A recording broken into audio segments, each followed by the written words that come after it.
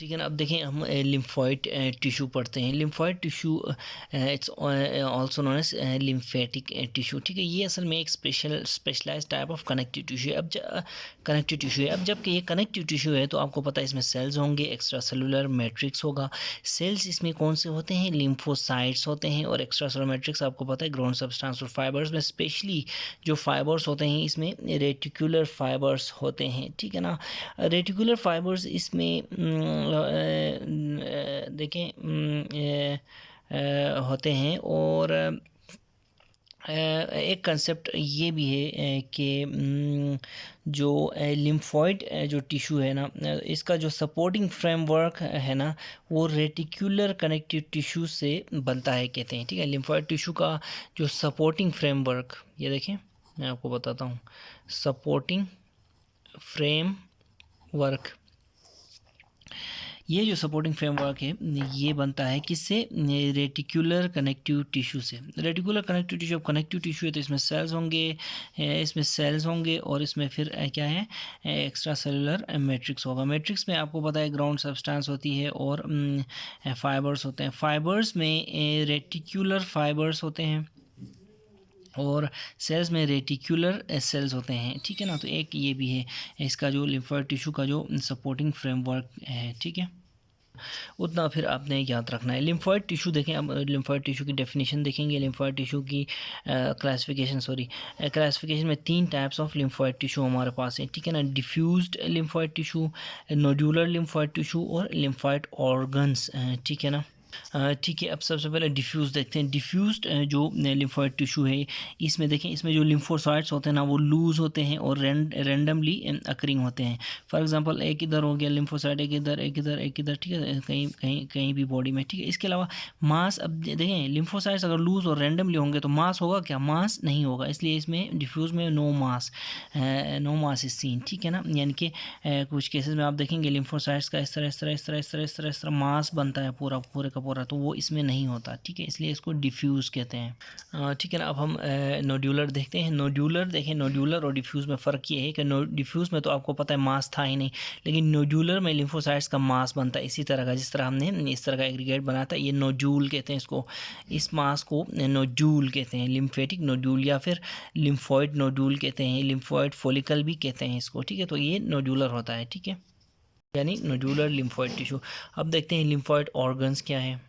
ठीक है ना। तो लिम्फोइड ऑर्गन्स देखते हैं कि ये मासेस होते हैं लिम्फोइड टिश्यू के, ये मासेस बड़े मासेस होते हैं। ठीक है ना। और इनमें ये मासेस जो होते हैं बड़े बड़े मासेस, इनको दीज आर सराउंडेड बाई बाकायदा इनकी इर्द गिर्द कैप्सूल होती है। और इन मासेस के अंदर याद रखें बहुत सारे diffused and nodular variety of lymphoid tissue होती है। फॉर एग्जाम्पल ये बहुत बड़ा मास है। ठीक है ना, मास है तो इसमें आप देखेंगे बहुत सारे इस तरह के नोड्यूल्स आपको नज़र भी आ सकते हैं। ठीक है ना, ये देखें बड़े बड़े नोड्यूल्स, तो ये लिम्फोइड ऑर्गन कहलाता है। ठीक है ना। इसके अलावा एक पॉइंट याद रखें कि जो mucosal lining of the respiratory, digestive और यूरोजेनिटल ट्रैक्ट में जो डिफ्यूज लिम्फोइड टिश्यू और nodular lymphoid tissue in the form of lymphoid follicles की फॉर्म में जो होता है ना उसको माल्ट कहते हैं हम। ठीक है ना, उसको हम माल्ट कहते हैं, म्यूकोजा एसोसिएटेड लिम्फोइड टिश्यू। ठीक है, माल्ट हमें प्रोटेक्शन देता है अगेंस्ट बैक्टीरिया और अदर माइक्रो ऑर्गेनिजम्स। ठीक है, अब अगर जो डाइजेस्टिव ट्रैक्ट के म्यूकोजा की बात करें तो इसको हम गट जिसको बोलते हैं ना, इसको हम गाल्ट कहते हैं स्पेसिफिकली। इस माल्ट को हम गाल्ट कहते हैं डाइजेस्टिव ट्रैक्ट वाले को। जबकि रेस्पिरेटरी में जो ब्रोंकस के इर्द गिर्द होता है उसको हम बाल्ट कहते हैं, ब्रोंकस एसोसिएटेड लिम्फोइड टिश्यू। ये दोनों असल में माल्ट ही हैं, बस लोकेशन की वजह से इनको गाल्ट बोलते हैं गट वाला, बाल्ट बोलते हैं ब्रोंकस वाला। ठीक है ना। ठीक है ना। तो अब देखें ये लिम्फोइड टिश्यू वाला जो क्लासिफिकेशन है ये मैं दोबारा लिखता हूँ। ठीक है ना, ये देखें lymphoid tissue, diffused lymphoid tissue, nodular lymphoid tissue और लिम्फोइड ऑर्गन्स। अब लिम्फोइड ऑर्गन्स की फर्दर क्लासिफिकेशन है। ठीक है, इसमें हम प्राइमरी लिम्फोइड ऑर्गन्स देखते हैं और इसमें हम देखते हैं सेकेंडरी लिम्फोइड ऑर्गन्स। ठीक है, ठीक है ना। तो ये देखें प्राइमरी लिम्फोइड ऑर्गन्स में हमारे पास बोन मेरो आती है। ठीक है, और थाइमस आता है। ठीक है ना, ये दो हो गए। और सेकेंडरी लिम्फोइड टिश्यू में हमारे पास लिम्फ नोड आता है, स्प्लीन आता है और टॉन्सिल्स आते हैं। ठीक है ना।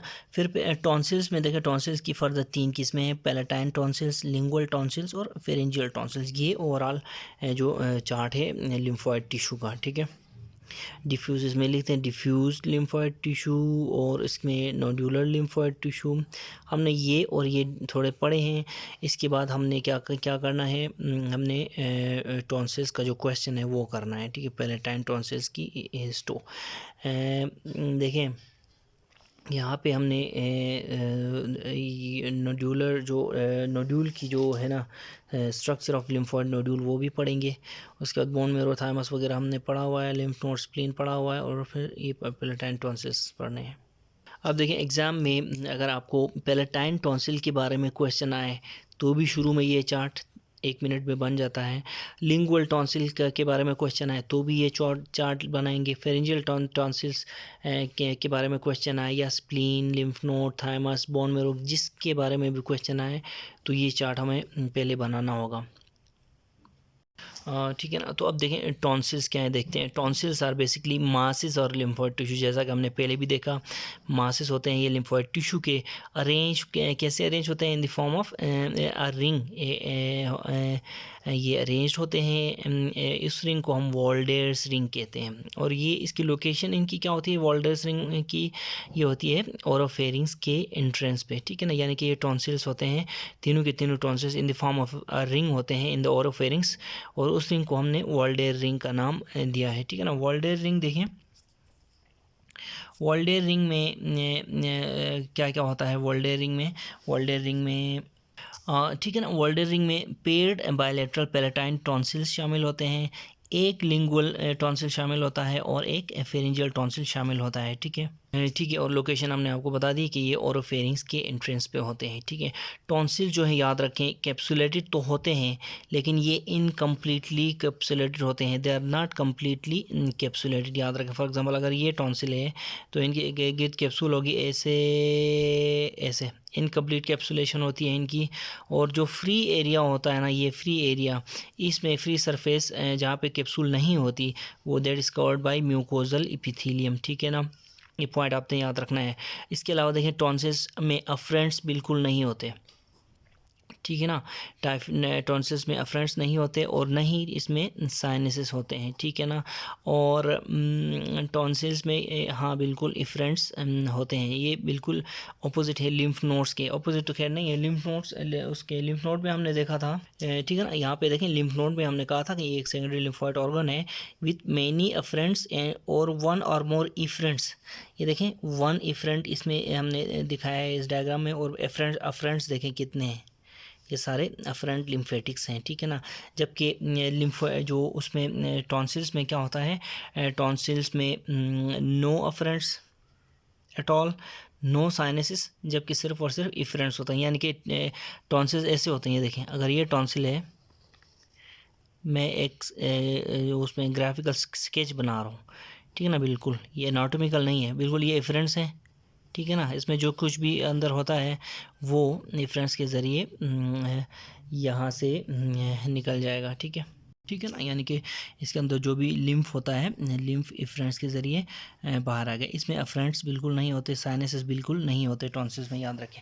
अब देखें टॉन्सिल्स आर ऑफ 3 टाइप्स, देखें पैलेटाइन टॉन्सिल्स, लिंगुअल टॉन्सिल्स और फेरेंजियल टॉन्सिल्स।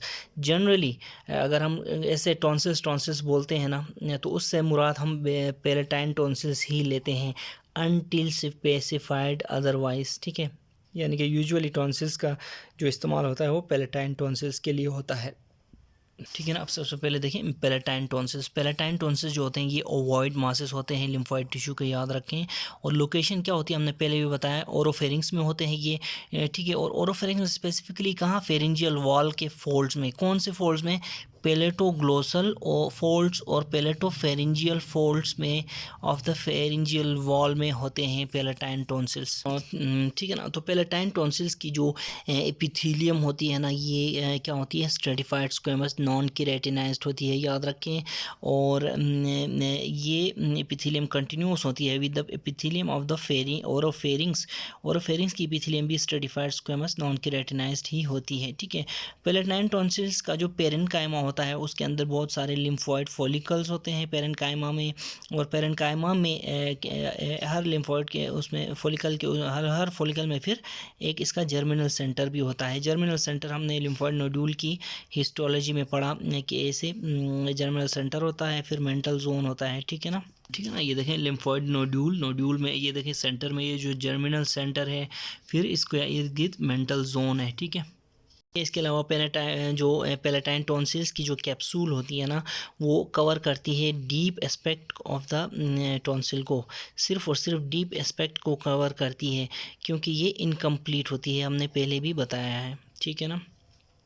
ठीक है, इसके अलावा देखें कि जो टॉन्सिलर क्रिप्ट्स क्या होते हैं, ठीक है ना। टॉन्सिलर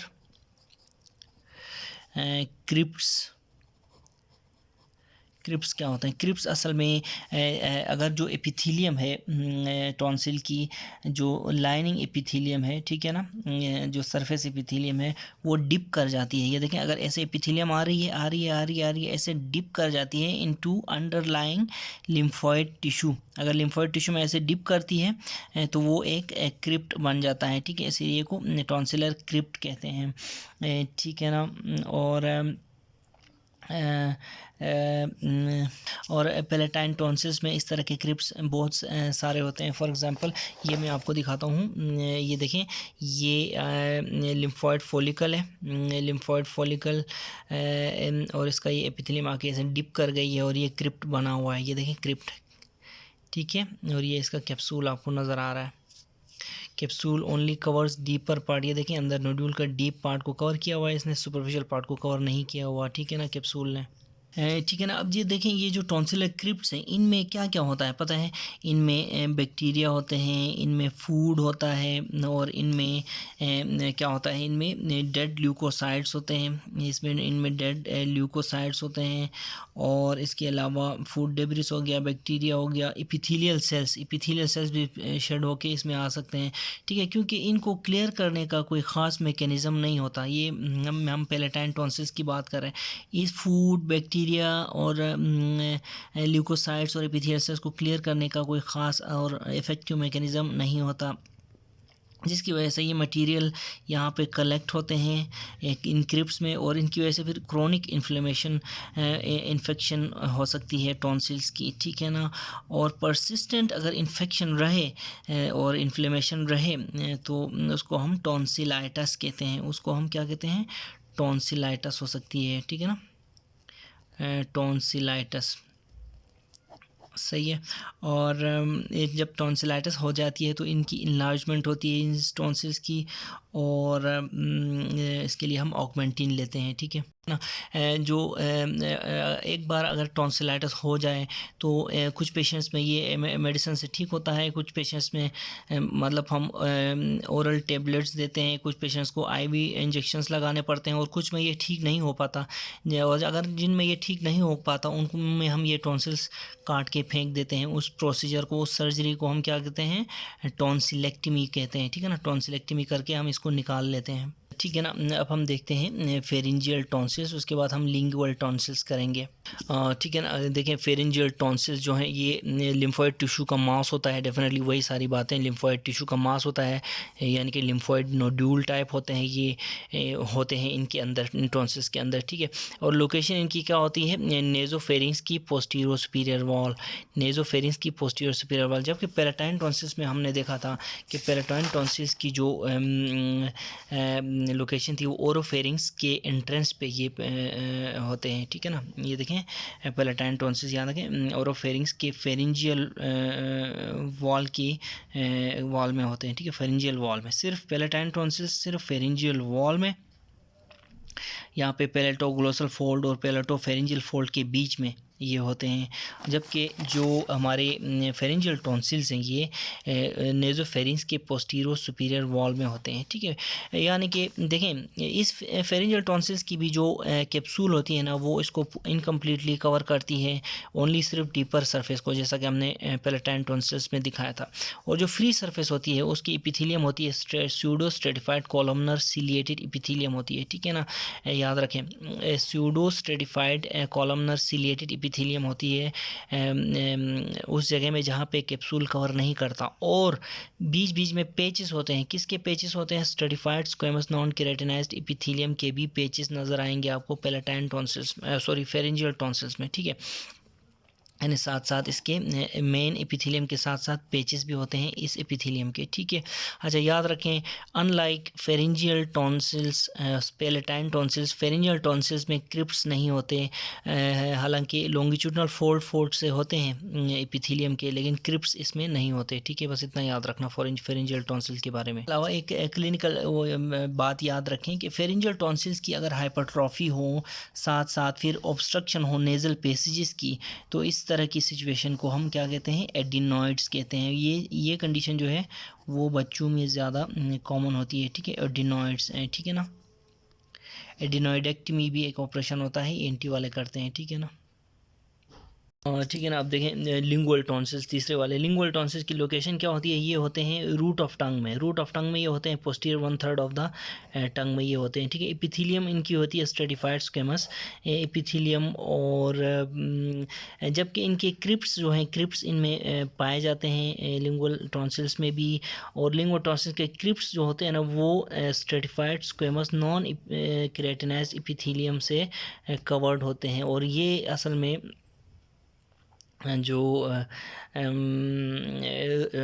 रूट ये जो पोस्टीरियर 1/3 ऑफ द टंग की एपिथेलियम है, ये स्ट्रेटिफाइड स्क्वेमस नॉन की एपिथेलियम, ये एपिथेलियम इनको इनके क्रिप्स को कवर करती है। याद रखें, क्रिप्स में अलग एपिथेलियम है और जो ओवरऑल लिंगुअल टॉन्सिल्स की अलग एपिथेलियम है, ठीक है ना। इन दोनों में अपने फ़र्क करना है एमसीक्यूज़ में भी, ठीक है।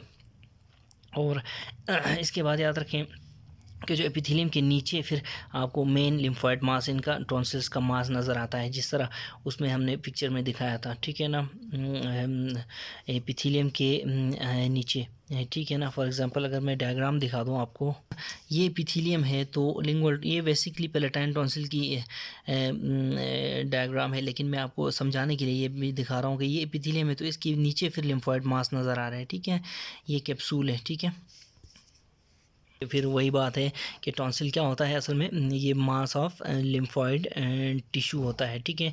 तो लिंगुअल टॉन्सिल भी मास ऑफ लिम्फॉइड टिश्यू ही है, ठीक है ना। वही वाली बात है कि एपिथेलियम के नीचे ये इनका मेन मास होता है, मास के फिर जर्मिनल सेंटर्स भी होते हैं, ठीक है। ये बात हमने पहले भी बताई थी। और फिर कैप्सूल होती है, थिन कैप्सूल होती है जो इनको सराउंडिंग स्ट्रक्चर से